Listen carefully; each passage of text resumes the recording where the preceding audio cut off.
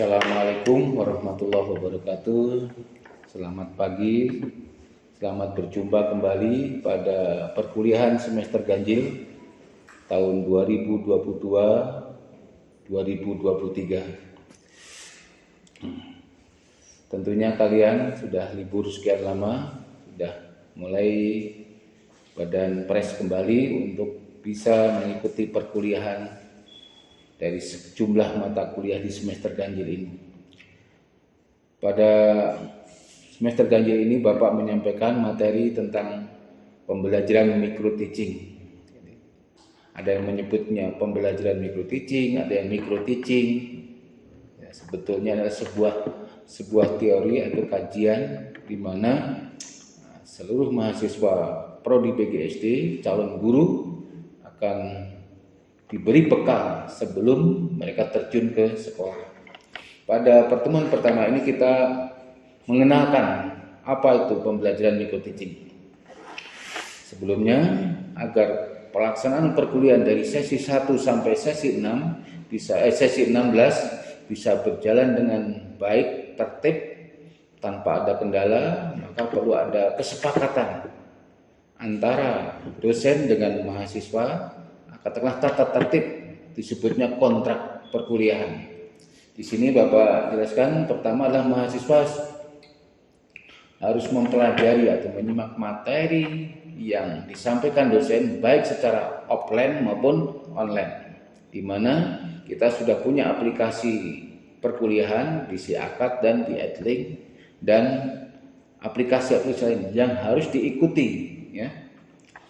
Mahasiswa harus mengisi, di situ ada materi kuis, ya, ada 5 soal yang harus kalian kerjakan, karena di situ harus hati-hati ketika membuka itu sudah terhitung berapa menit atau berapa detik, sebab ini waktunya sangat singkat, maka perlu pemahaman dulu, dibaca bahan ajarnya atau letter note-nya. Berikutnya, mahasiswa dianggap hadir apabila telah mengisi, ya. Mahasiswa ketika online, ya, dikatakan online apabila sudah mengisi kuis dan tugasnya.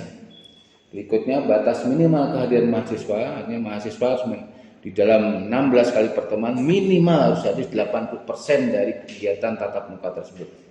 Yang berikutnya, mahasiswa mengerjakan tugas yang diberikan dosen, baik artinya tugas perkuliahan, tugas terstruktur, artinya tindak lanjut dari perkuliahan yang dilakukan dari SKS tersebut, dan tugas mandiri tidak terstruktur. Kalau mandiri struktur itu ada batasnya, tapi kalau mandiri tidak terstruktur ada artinya durasi yang cukup lama, bisa 1 minggu atau bahkan 1 bulan. Itu namanya tugas mandiri tidak terstruktur. Itulah beberapa kesepakatan. Apakah ada yang ditanyakan? Ya. Yang dimaksud dengan kehadiran minimal, ya, kalau kalian hadir dari sesi 1 sampai 16 itu berarti capainya 100%. Kalau tidak hadir sekali, 2 kali, 3 kali, tinggal menghitung. Apa dikatakan tidak hadir apabila dia tidak memberitahu, tidak ada surat, maka di absennya alfa. Tapi kalau memberitahu, misalnya karena ada halangan, tentu di dalam SIAKAD itu kita akan ada pilihan-pilihan, sakit, ada keperluan lain, atau tidak dengan alasan. Inilah kalau dengan tidak alasan, inilah maka langsung ditentukan dia tidak bisa mengikuti atau disebut alfa. Itulah beberapa artinya kontrak kita, kesepakatan kita agar mahasiswa dapat menepati dengan baik. Adapun apa sih micro teaching itu? Apakah pembelajaran micro teaching itu bahwa mata kuliah ini bertujuan untuk membentuk atau mengembangkan kompetensi dasar mengajar sebagai bekal praktek mengajar ketika nanti di sekolah dasar. Jadi dalam rangka mematangkan dulu, membekali dulu bagaimana mensiasati, menstrategikan pembelajaran yang sifatnya miniatur, ya, terbatas oleh waktu dan materi, bisa nanti diimplementasikan di ruang kelas yang sesungguhnya. Jadi semacam pelatihan. Apa sih tujuan daripada mata kuliah pendidikan pembelajaran micro teaching. Nah, tujuan utamanya adalah agar mahasiswa memiliki kompetensi, yaitu pengetahuan, keterampilan, dan nilai-nilai atau sikap yang direfleksikan dalam kebiasaan berpikir dan bertindak sebagai seorang calon guru.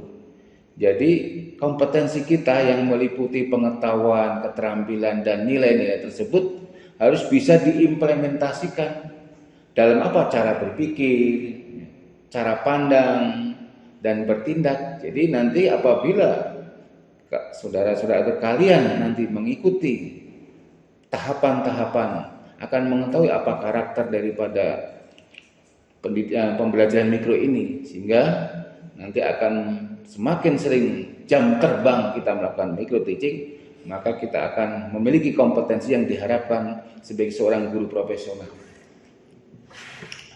Adapun topik-topik perkuliahan dari sesi 1 sampai sesi 16 sudah kita rancang oleh Bapak rancang sedemikian rupa. Nah, hari ini yang pertama adalah orientasi. Ada pengenalan. Di pembelajaran micro teaching ini adalah sebagai wahana, sebagai media untuk mempersiapkan kalian sebagai seorang guru yang nanti akan berhadapan langsung dengan siswa, baik itu siswa kelas rendah maupun kelas tinggi, yang tentu karakternya, ya, sosialnya, intelektualnya berbeda-beda. Maka nanti di mata kuliah lain seperti psikologi, pedagogik, filsafat itu kalian akan tahu bagaimana karakter daripada siswa SD yang rata-rata antara usia 6 sampai 12 tahun. Berikutnya juga bagaimana, apa pengertian micro teaching itu. Micro teaching, mikro itu kan kecil, teaching pembelajaran yang ruang lingkupnya dibatasi. Hingga nanti itu kalian mempersiapkan sebuah rencana pembelajaran.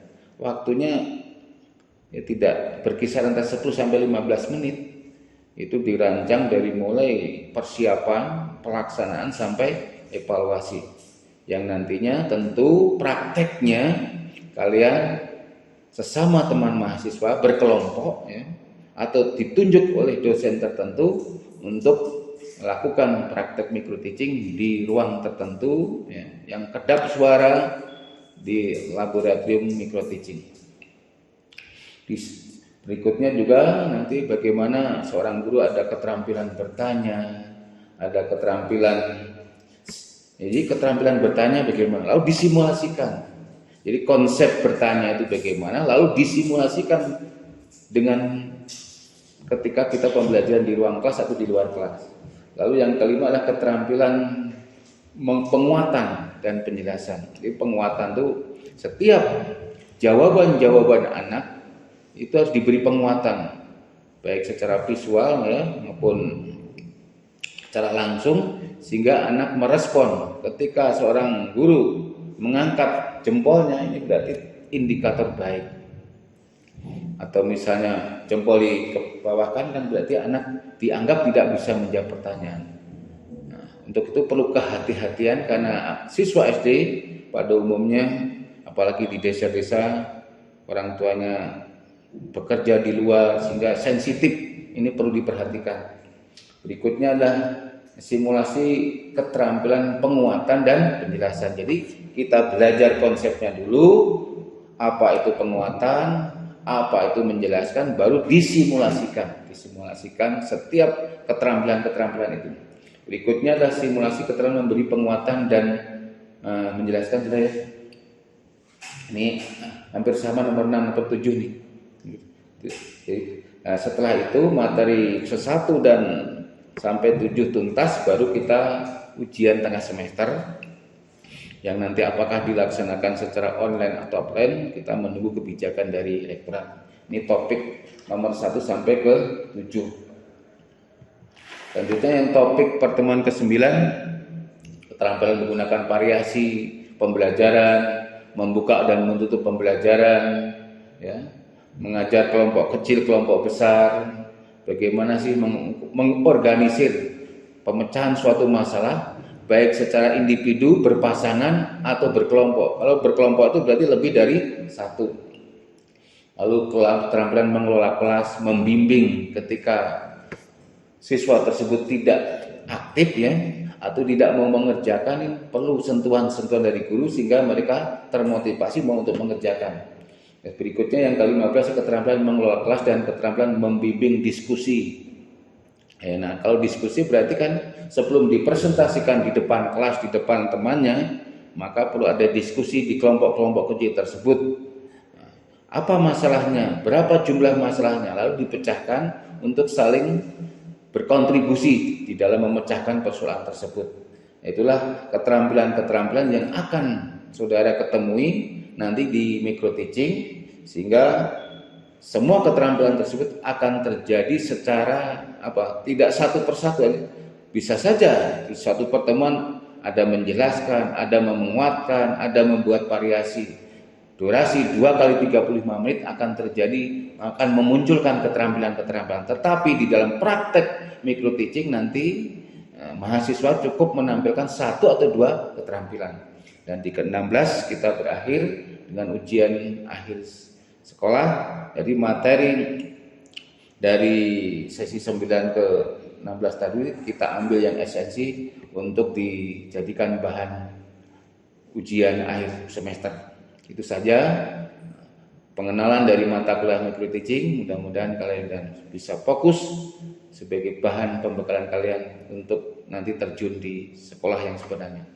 Kira cukup sampai di sini. Terima kasih. Wassalamualaikum warahmatullahi wabarakatuh.